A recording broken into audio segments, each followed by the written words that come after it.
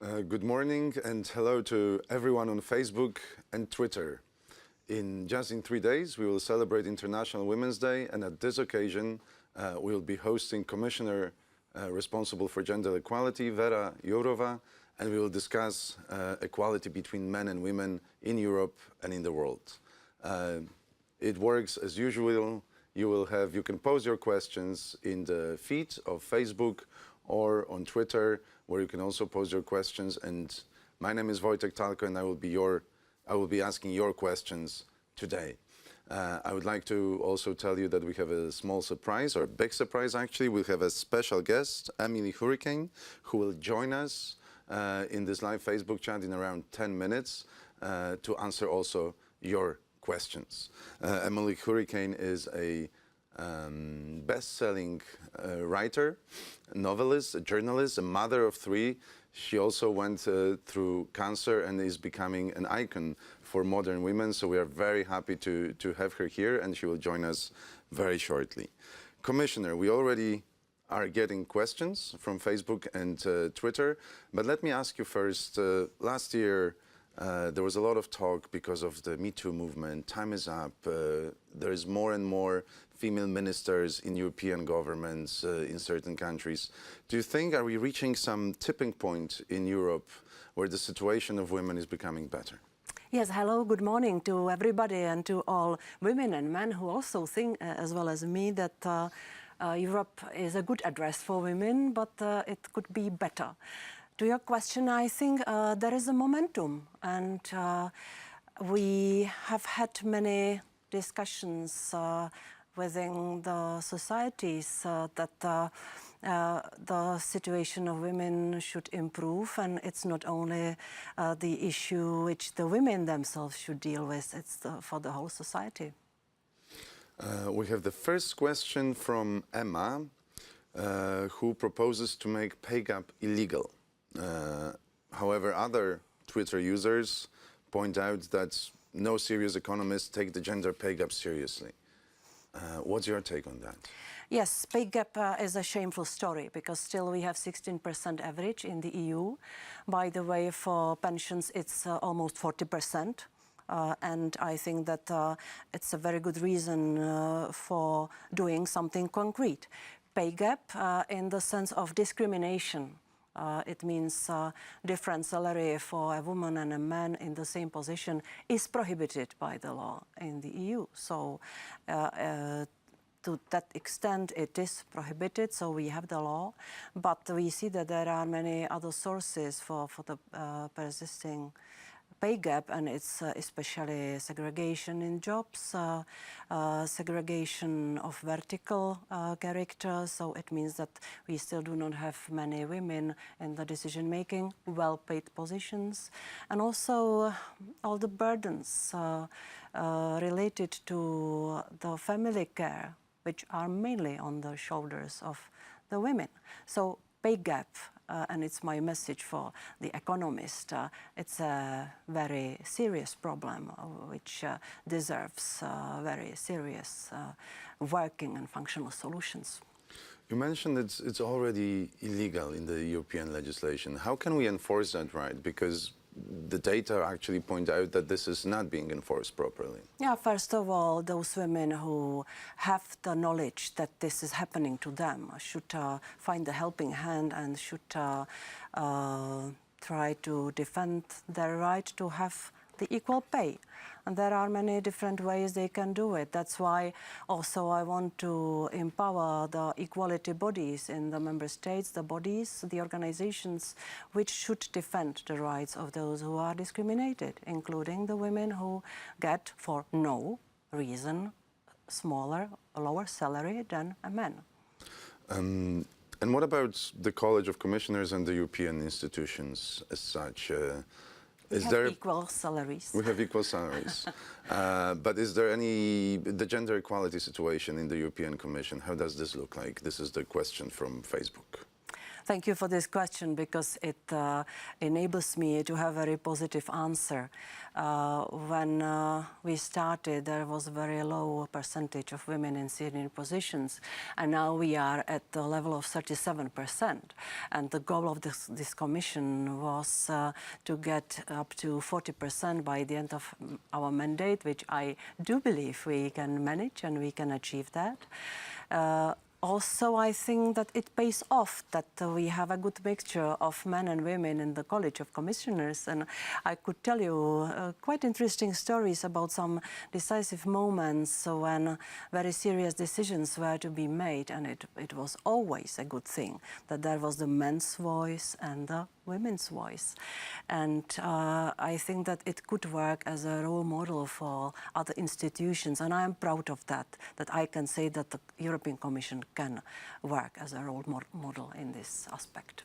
So do you think having this balance at the college resulted in the Commission taking a better decision? How? First of all, I have to pay tribute to Jean-Claude Juncker because he was quite clear that he wanted to have women, at least 9 women in the college. And I was the first nominated woman from the side of the member states. Yes, the combination of men and women contributes to better decision-making and balanced solutions. If I can generalize a little bit, the men are very often in favor of quick power solutions, while the women always say, wait a minute, we have not exhausted all the possible solutions. There is still a space for compromise. And I think this is what paid off in many concrete situations.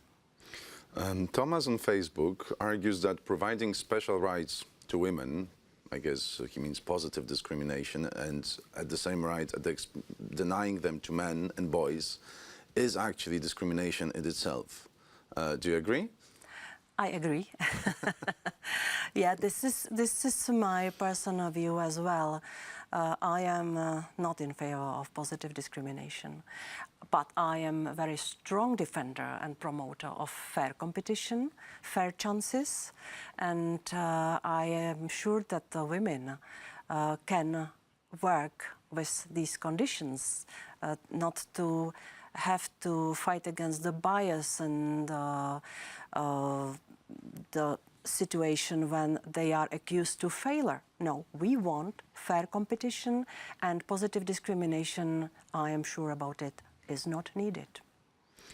So how did you do it in the European Commission, that you went, as you said, from a very low participation of women in senior management to almost 40%?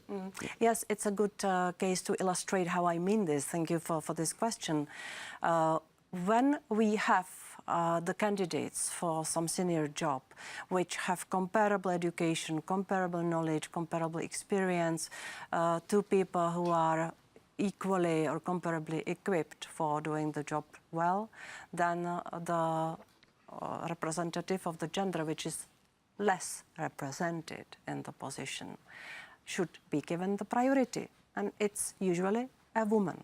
So this is a gradual process, and there is zero positive discrimination, I think, because at the beginning, and the main point in this competition is the fair, equal opportunity.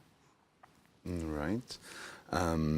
One of our Twitter followers asks why gender equality isn't on global agendas such as G20 or G7.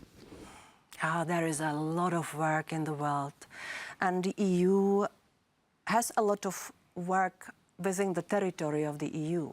But I think that it's our responsibility, our duty, to help the rest of the world to get better, to establish better conditions for women.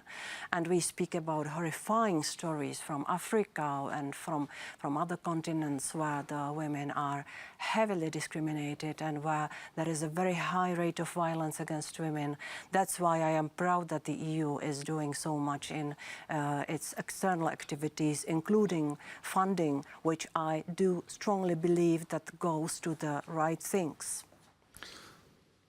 Rob points out that women are very much represented in some sectors of the economy and underrepresented in some others. First of all, do you share that assessment? And second of all, is there any action that EU should or is taking to remedy that situation? We all know that we go through something which I call, or some call, technological revolution or digital revolution. It is a fantastic opportunity for positive development, but at the same time, it might be the threat that it will increase the discrimination and it will decrease the equal opportunities for women and for some special groups of our citizens. So coming back to the women, we have very low percentage of the women who work in the digital industry. And I must ask why? Why cannot we have more women there in the situation when we have very well-educated women? And the captains of IT industry, who I keep speaking about it all the time, they say, we do not have the women in the pipeline. They have not studied the right subjects. So what can we do? Back to your question, we have to encourage especially young women and young girls not to be discouraged by the myth that the women are not good for technological job. And it doesn't have to be only the job of the IT specialist. It can be the job which can be easily placed in the IT sector. Marketing experts, lawyers, many other jobs can be done by women. And we still have, I think, around 13% of women working in IT sector in the specialist positions. It's very low. And we have to work against this trend because we see the declining trend. Talking about IT sector, you have met a couple of times with Sheryl Sandberg from Facebook, who also wrote rather famous book, Lean In, that inspires many women. After conversation with her, what emerges as a potential solution to actually empower women to be more active in the tech sector, in the leadership roles? Yeah, Sheryl brings a lot of inspiration for the women to go for it, not to wait that something will be offered to them. And I can tell you it's also inspiration for me, although I got to a very high position. But I come from the culture where the children, the girls were said, speak only when they ask you. And I think that it is still the stigma of many young girls and many young women. So yes, lean in. That's the advice of Sheryl and of many other women who have achieved big success in their professional career. So don't be afraid. Study the subjects which will open the door to trendy technological world and good positions, good jobs. Don't shy away. Speaking of inspiring people, we have Emily Hurricane with us. Emily, can you hear us? I can. Hi. Hi, Emily. Hi, Emily. Thank you. It's great to have you with us. The first question to bring you in, following what the commissioner said. So how did you do that, having 3 children, being best-selling author and novelist, fighting with the disease? How did you cope with all that? Well, when you say it like that, it sounds like something very grand and orchestrated. In actual fact, I think like most people's lives, it's a question of doing the best that you can at any moment with whatever you have. And I am a great believer in doing that, in not waiting, as the commissioner just said, not waiting to be asked for something, not waiting for permission to do something, but thinking, okay, what do I want and what can I do now? And so in my case, having children, in a funny way, even though it made my working life much more difficult, it also forced me to decide what I really wanted to do and just to do it, because I realized when I had my children and I was working as a journalist and I was working full time in a magazine, it was a job that was running every day, Monday to Friday, early in the morning, late to night. And then I had my children and I realized something that I feel very strongly about, which is honesty in general. It's women telling the truth about what their lives are like. And I found that I was surprised at how difficult it was for me to have children and to work. And that did surprise me because the message I had received was, this is okay. You have your children, you organize childcare, you put them in childcare, and you go to work. And I discovered that emotionally, I find that very difficult. And I wanted to change some things in my life so that I would have more time with my children, but also that I would be able to work. I have never been somebody who does not want to work. I love my job. I love women working. I love the idea of women as participants in every workplace. But something had to be different because I couldn't use the model that was there for me to work 9 to 6 every single day and leave my children somewhere. And so, in a funny way, even though that did make my life difficult, it also made me go, okay, what do I really love? And what I really love is writing. It's not being in an office, although I don't mind that sometimes. It's writing. And so I said, how do I go about doing this with the time I have, which means, early in the morning and late at night and sometimes at weekends, and just bit by bit doing it because I love it and because it's the thing I really wanted to do. And around that, then I work with my children, I spend time with them. Um, I think to say it's a perfect balance would be, a lie because I don't think anything is ever a perfect balance. But I think if you're very willing and if you don't wait for somebody to say, here you go, do this, if you go, okay, what do I need? What do I want? And how can I manage it? Then I think it's possible. Thank you. There is a question from Georgia on Twitter, addressed to both of you. What steps should we take to inspire women to be politically active? Commissioner. To take courage. I was establishing or co-establisher of the party in my country. I addressed so many concrete, fantastic women, and they all told me we cannot undertake such risk. And so maybe the risk avoidance which is maybe higher among the women than the men, should be somehow tackled with. And I would like to give that message to all the women who are thinking about doing something for the society. Go and do it, please, because we need women in political positions on all levels. I can see a lot of fantastic women in the municipal level, at least in my country, but I believe it's the same in the whole Europe. And it is very important that the women contribute with their way of thinking and with their approach, with their natural empathy, which helps them to understand the problems of the real people. So please go for it. Don't shy away and try to undertake also the risks because it is worth doing. Emily, do you have any advice for women how you can inspire them to be more politically active? Well, I think that, as the commissioner says, take courage and do it. I also think that the public are getting sick of seeing the very adversarial political system in which two men shout at each other. I'm sick of it. I think it's very unhelpful. And I think in general, the public and society are ready for a different way of engagement that I think women will bring. And so I think if women do take courage, and I think sometimes to say, okay, personally, maybe this will be difficult, but I believe in it, and I believe in it for my children or other people's children, for the generation that comes after me. I think it's very, very important. And therefore, I think that sometimes you have to say, okay, I will do this, even if I'm a little bit scared at first.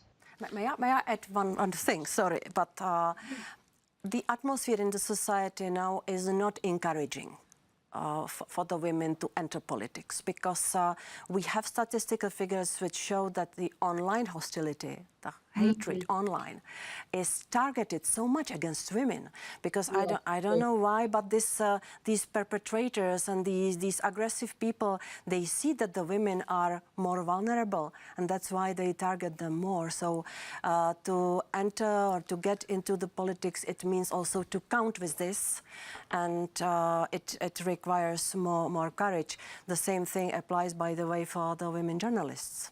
So we have to pay attention to this new phenomenon, because when I said before, technological revolution brings a lot of positive things, but these are the threats, these are the new threats. Emily? Yeah, well, that is obviously very true. I wanted to ask you, did you have experience like that when you were a journalist? No, I didn't. Sometimes I write things that are controversial and I will get some communications. But until now, I have been very lucky, because I would not like it. I mean, I would think it was very unpleasant. I don't think that it would stop me doing what I think is right, I hope. But so far, I have been lucky. And that kind of abuse is not something that I have known. In general, I have a lot of support when I write about having cancer, if I write about parenting. People are very generous and very supportive. But I know that it does happen.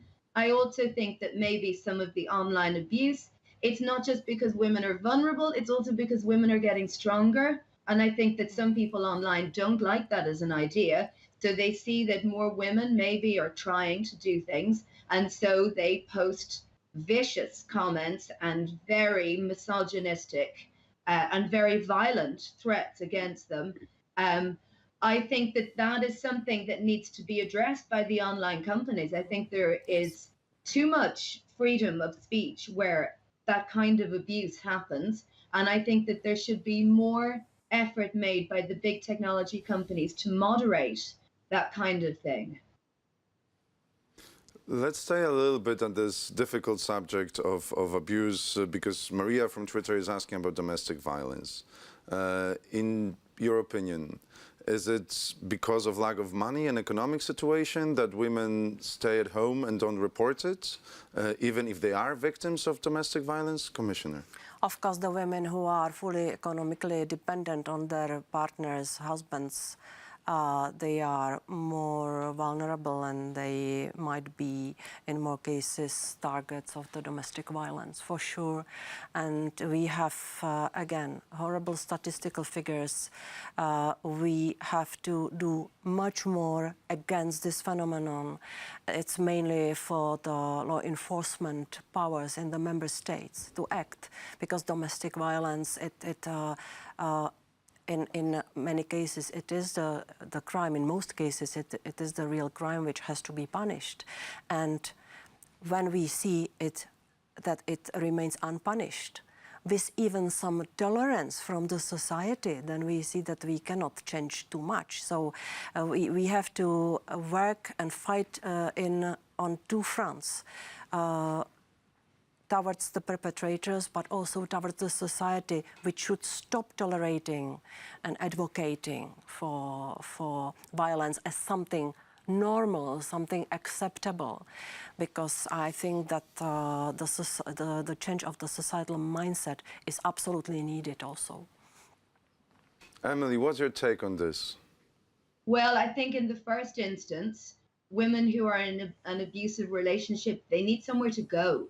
They need a refuge that they can go to with their children, if they have children, where they will be safe. And that does not exist sufficiently. There are women who are in domestic situations of abuse who don't have anywhere to go because the government does not put enough money into a safe house where they will be cared for. Many of them will end up homeless, which, as an alternative to being in an abusive domestic situation, is no good. So I think in Ireland anyway, as a society, we are good at saying we do not tolerate domestic violence and we legislate against it. But in the first instance, if there is nowhere for women to go where they are supported to make a life for themselves without the perpetrator of the violence, it's very, very difficult for them to leave. So that's the first thing that needs to happen. Emily, can I just follow up on this, because you have experience. You grew up in Brussels, now you live in Ireland, probably you've traveled around the world. Do you see any differences between the different countries in the EU when it comes to addressing gender equality problems, especially the domestic violence problem? I don't have enough experience to answer that. Culturally, I know that Ireland has changed enormously even in the last 10 years, certainly in the last 15 or 20 years. And I hope that this is the case in other countries as well. We have gone from a situation in which domestic violence was something that society and even the police did not want to get very involved in. It was something that they said happened between a man and a woman traditionally in a home, and that they didn't really want to be involved in it. That has changed. You know, there is now publicly, there is no tolerance for it. The fact that it happens privately in someone's home is no excuse. It's violence and it must be stopped. And I think that we are in Ireland now good at saying that we will not put up with this. But as I say, until that follows through to a situation where there is money put into alternatives for these women, I think that it's not good enough. Culturally, yes, we have changed, and that's very good. And I believe that other countries have changed as well, but I am not sure to the full extent. When I lived in Brussels, it was, 20 years ago. And I suspect that same as in Ireland at that stage, domestic violence was a private issue, much more than a public one. I can confirm that Ireland has improved incredibly and belongs to the states where we have the best results. However, I have to say that we have also other states where it is still a very serious problem. And as I said, the acceptance from the side of society is not giving a big chance to change it overnight.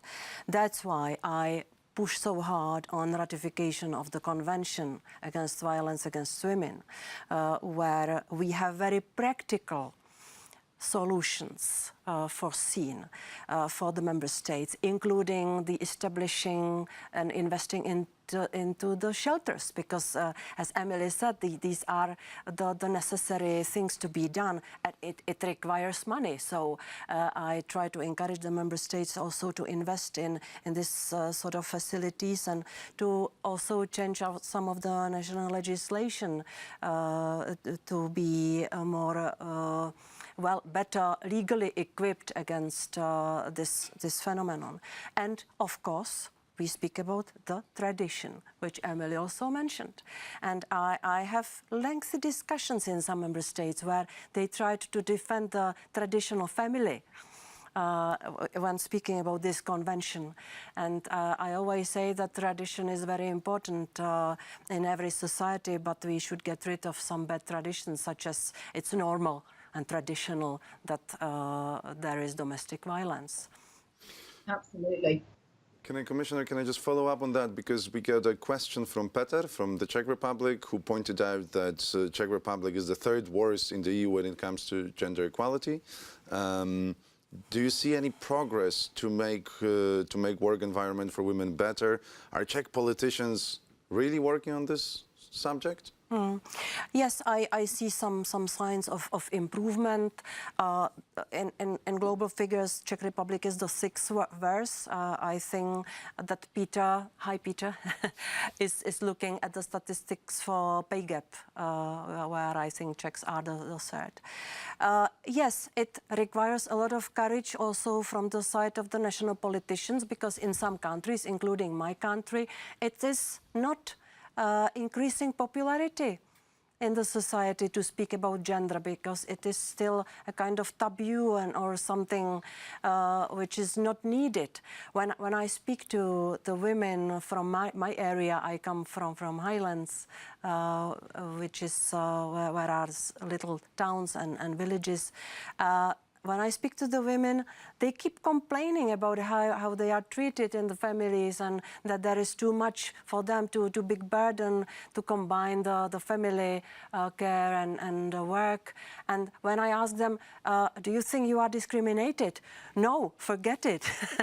So I think that it requires also one thing, not only top-down solutions from the side of the national politicians, including the Czech ones, but also bottom up, that the women themselves must want the change. There's a lot of questions both on Twitter and Facebook addressed to both of you about what would be your message for young girls, for young women who are currently thinking about their future. How can you encourage them to actually dream big and chase their dreams? Emily, let's start with you. Well, so my daughter is 7, and so she is that age where I am thinking this very thing. How do I encourage her to dream big and chase her dreams? And I think that you do it in 2 ways. The first way is exactly the same way that I do with my sons as well, and that is simply to take them seriously, to take the things that they say they want seriously, and to try and encourage them to believe that they can do those things no matter what they are. And the other thing is to be, and I have to police myself very carefully, because I think that there is a gender imbalance even in me that I am not aware of. I wonder, do I treat my daughter differently to my sons? And if so, how I can go about not doing that. I think it's really important not to socialize my daughter or any small girls to be nice, because I think that that is something, and I think it's a powerful weapon that was used against women.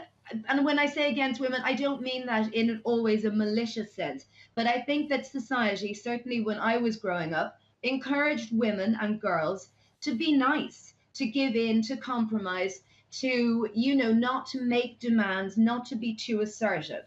And they treated boys differently. So now with my daughter, if I think that she is being very assertive, I try to encourage this.